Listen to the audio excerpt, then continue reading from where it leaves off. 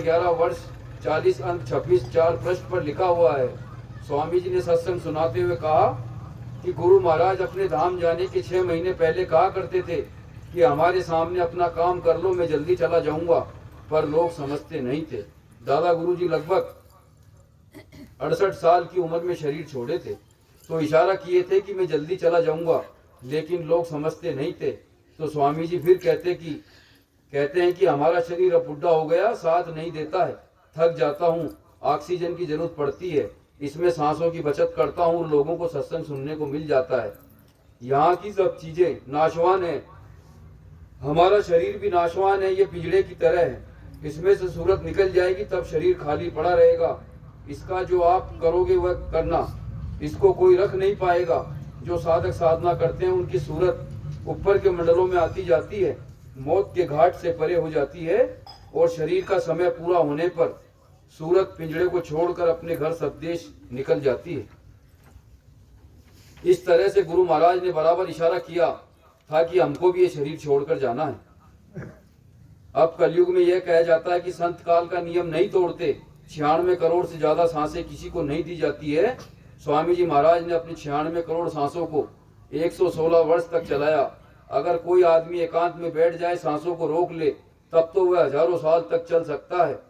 लेकिन स्वामी जी हमारे बीच में रहे, खाए पिए, उठे बैठे, सत्संग किए, मेहनत किए, तो सांसें तो खर्च होनी ही थी। तो गुरु महाराज ने 116 साल तक अपनी सांसों को चलाया और उसके बाद अपने स्थूल शरीर को त्याग करके अपने निज धाम चले गए। अब यह सोचने की बात है कि गुरु महाराज जो कह गए थे कि मैं परिवर्तन करके जाऊंगा, तो हम लोग क्या नारा लगाते थे कि कलयुग में सतयुग कौन लाएगा, तो कहते थे कि जय गुरुदेव। कोई स्वामी जी के स्थूल शरीर का नाम तो नहीं लेता था कि कलयुग में सतयुग लाएंगे।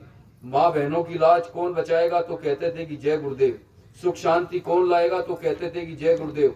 तो इस तरह से जय गुरुदेव के बारे में परम पूज्य स्वामी जी ने कहा था कि देखो, ये जय गुरुदेव नाम न तो हमारा है न तुम्हारा है, न किसी पशु पक्षी का है, न किसी देवी देवता का है। यह जय गुरुदेव नाम उस अनामी महाप्रभु का है।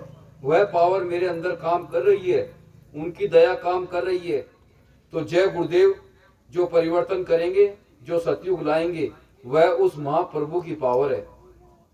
वह पावर गुरु महाराज बाबा उमाकांत जी महाराज को दे गए हैं। तो वह जय गुरुदेव नाम की पावर आज भी इस समय पर धरती पर मौजूद है। इस तरह से महाराज जी ने भी इस पर बहुत स्पष्टीकरण दिया है। दूसरी बात इसी संदर्भ में आई कि मैं परिवर्तन करके जाऊंगा, मैं सतयुग देख करके जाऊंगा। तब लोग कहते थे कि सतयुग नहीं आया, तो स्वामी जी कैसे चले गए, तो सतयुग कैसे आएगा, इसके बारे में स्वामी जी ने अपने सत्संग में 2 जुलाई को 1993 मुंडेरवा जिला बस्ती में गुरु पूर्णिमा के कार्यक्रम के सायकाल के सत्संग में बोला था, जिसका प्रमाण आपको मिलेगा कि आजमगढ़ से छपने वाली 100 धर्म पत्रिका 4 से 11 जुलाई 1993 की वर्ष 20 अंक और 30 अंक 9, 10 और 8 में पृष्ठ संख्या 6 मुख्य पृष्ठ पर यह छपा हुआ सत्संग 2 बार रिपीट हुआ है। स्वामी जी ने क्या कहा था कि सतयुग के बारे में, उनके शब्दों में, कलयुग का परिवर्तन बहुत गहरा है, आपने ठीक से समझा नहीं। महात्माओं ने कहा कि कलयुग में कलयुग जाएगा, सतयुग आएगा। आदेश मिलने पर तुम्हारे कानों में भनक डाल दी जाएगी, एक तरफ से कलयुग जाएगा और दूसरी तरफ से सतयुग आएगा। न तो एकाएक कलयुग जाएगा और न एकाएक सतयुग आएगा, दोनों एक साथ आएंगे जाएंगे। आपने सोचा समझा नहीं, एकदम वह नहीं जाएगा, और एक जाएगा तो एक आएगा। जब दोनों में टकराव होता है तो बिजली पैदा होती है, वह जमीन में गिर जाती है। इसी तरह से दोनों युगों में टकराव होगा, यानी कलयुग और सतयुग की जब टक्कर होगी, महात्माओं की वाणी को न तो आप समझते जानते हो और न ही मानते हो। यानी कि धीरे धीरे सतयुग आएगा, कलयुग का सिमटाव होगा। जब आमने सामने होंगे तो भारी टक्कर होगी। जो पुराने लोग हैं उनको ये जानकारी होगी कि शाकाहारी पत्रिका में एक बार ये छप गया था कि 1997 में सतयुग आएगा। सच्चिदानंद जी उस समय पर उसके संपादक थे। तो कुछ प्रेमी उनके पास पहुंचे और कहा कि आपने कैसे इस पत्रिका में लिखा कि 1997 में सतयुग आएगा। कब स्वामी जी ने मन से ये बात कही, तब उन्होंने मुस्कुराकर कहा, स्वामी जी ने तो मन से तो यह बात नहीं कही, लेकिन जो कुछ लिखा है उनकी मौत से लिखा गया है। और कहा कि आज के बाद इस बात को कभी पत्रिका में दोबारा नहीं छापेंगे और बात आई गई हो गई। मतलब यह कि सतयुग के आने का इशारा तो 1997 का हुआ, लेकिन 1997 के होली के बाद यह निश्चित हो गया था कि गुरु पूर्णिमा का कार्यक्रम सीतापुर जिले के नैमिषारण्य में होगा।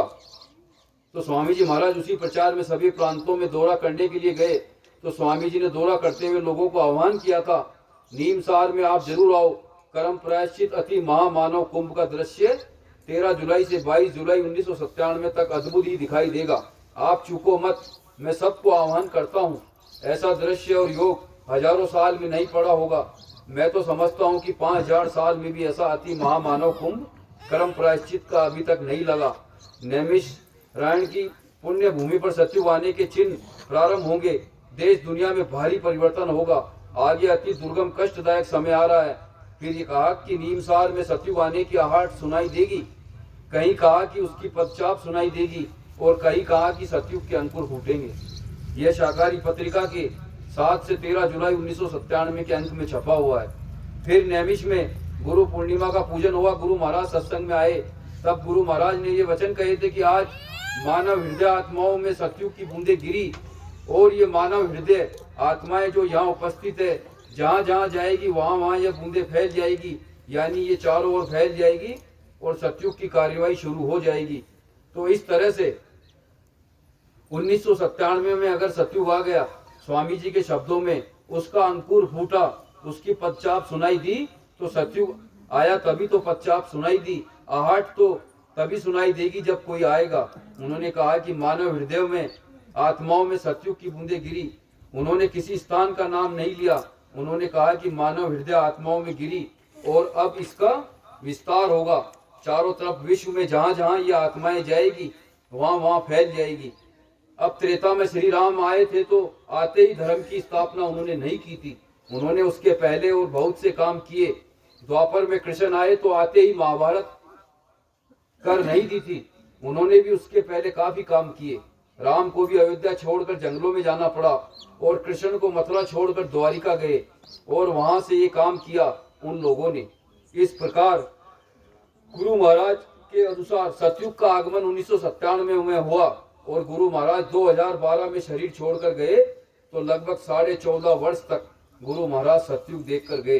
सतयुग का राज्य अभी स्थापित नहीं हुआ, अभी तो राज्य कलयुग का ही है, लेकिन सतयुग कलयुग का विनाश करने के लिए आ गया।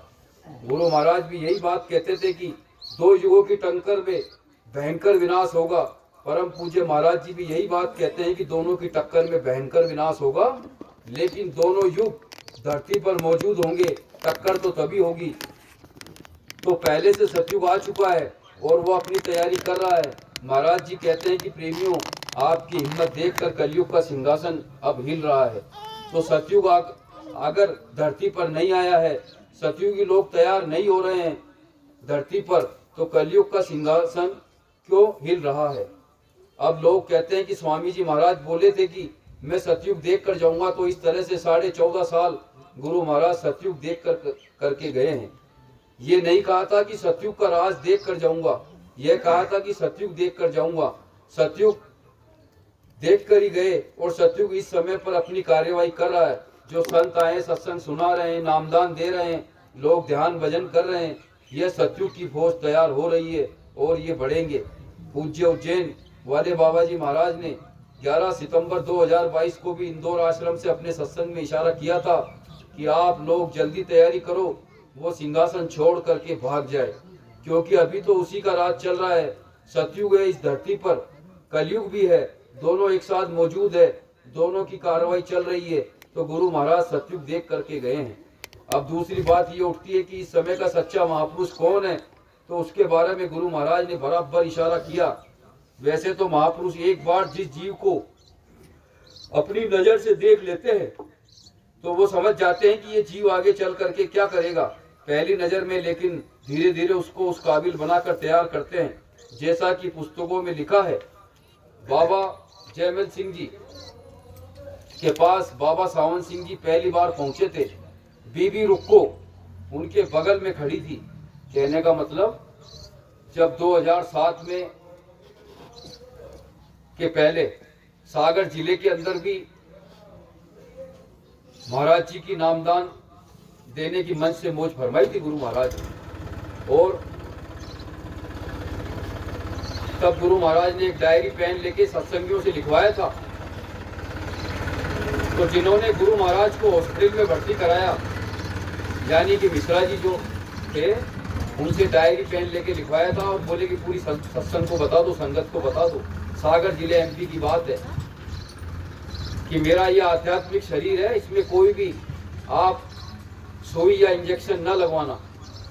ये बात मिश्रा को कहलवाई थी गुरु महाराज ने। और फिर उसी शख्स ने 2012 में गुरु महाराज के इंजेक्शन भी लगवा दिया और दूसरे संसारियों का खून भी चढ़वा दिया मेदांता हॉस्पिटल गुड़गांव के अंदर।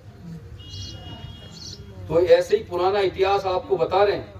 जयमल सिंह जी के पास बाबा सावन सिंह जी पहली बार पहुंचे थे, तो जैसे बीबी रुक्को भी उनके बगल में खड़ी थी, जैसे मिश्रा जी को गुरु महाराज ने कुछ लिखवाया था और संगत को बताने के लिए बोले थे, और उसने ही फिर वही काम कर दिया। पहली बार सावन सिंह जी ने जब बाबा जयमल सिंह जी का दर्शन किया था, तो बाबा जयमल सिंह जी ने बीबी रुक्को से कहा था कि ये जो लड़का आया है, यानी जयमल सिंह, यह स्वामी जी महाराज का काम करेगा, इस बात को तुम किसी से कहना नहीं और कभी ना कहना। तो यह बात आई गई हो गई। उसके बाद में उन्होंने मेहनत किया। जब सावन सिंह जी को बाबा जयमल सिंह जी ने अपना उत्तराधिकारी बनाया, तो बीबी रुक्को ही उनको मानने के लिए तैयार नहीं हुई। ये इतिहास बनता है ऐसे। बाबा जयमल सिंह जी ने आदेश दिया कि आप जाओ वहां ध्यान भजन में बैठो, सावन सिंह जी सत्संग करेंगे। जब बीबी रुक्को ने कहा कि नहीं गुरु महाराज आप वहां चलिए, सत्संग करिए, तब हम वहां जाएंगे, लेकिन बाबा जयमल सिंह जी ने सावन सिंह जी को पहले ही से ही वहां भेज चुके थे। कई और सत्संगी नहीं गए।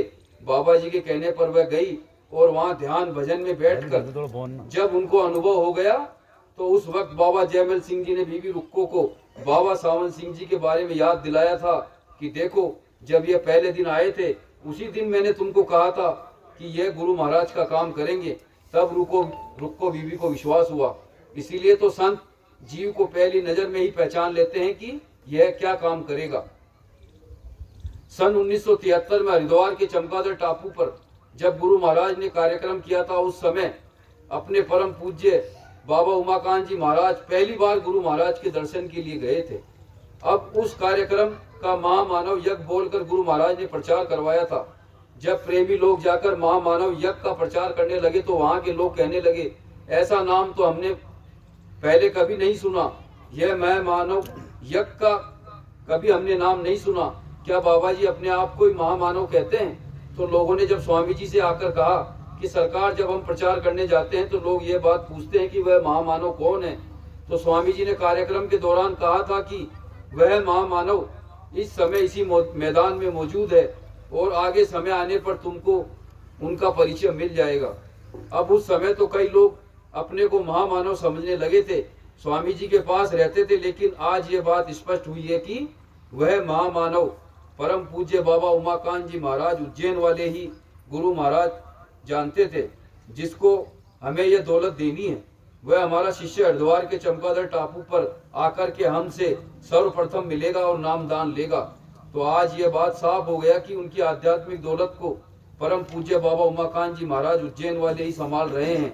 तो इस तरह से पहली नजर में ही उन्होंने देख लिया था कि महाराज जी इमरजेंसी के बाद पूरे समर्पित हो गए और गुरु महाराज स्वामी जी के साथ रहने लगे। और फिर जब नेमिष की गुरु पूर्णिमा हुई थी, उसके बाद स्वामी जी की तबीयत खराब हो गई थी। लगभग 2.5 साल तक स्वामी जी मथुरा आश्रम पर रहे, कहीं नहीं गए। तो स्वामी जी ने सोचा कि मेरा तो जाना अब 2-2.5 साल होगा नहीं, कुछ हमारे जीव है जो मथुरा आ सकते हैं, कुछ दूर रहते हैं, कोई रांची में तो कोई बॉम्बे आदिवासी क्षेत्रों में प्रेमी रहते थे, उनके पास ऐसे साधन पैसे नहीं थे। झारखंड में ऐसी ऐसी जगह है जहाँ कोई रास्ता ही नहीं है, वहाँ के लोग कैसे आएंगे, और अगर साल भर दर्शन नहीं करेंगे तो उनको दोष लगेगा। तब स्वामी जी ने कहा कि मैं किसी को अपना पावर देकर भेजूं, उसका दर्शन ये लोग अगर कर लेंगे तो इनको दोष नहीं लगेगा। तो 1997 में ही गुरु महाराज ने 18 अक्टूबर 1997 को एक पत्र मध्य प्रदेश के प्रेमियों के लिए लिखा और बाबा उमाकांत जी महाराज को मध्य प्रदेश भेजा। उस पत्र में क्या लिखा था? जय गुरुदेव। वो पत्र पढ़ के बता रहा हूँ गुरु महाराज का।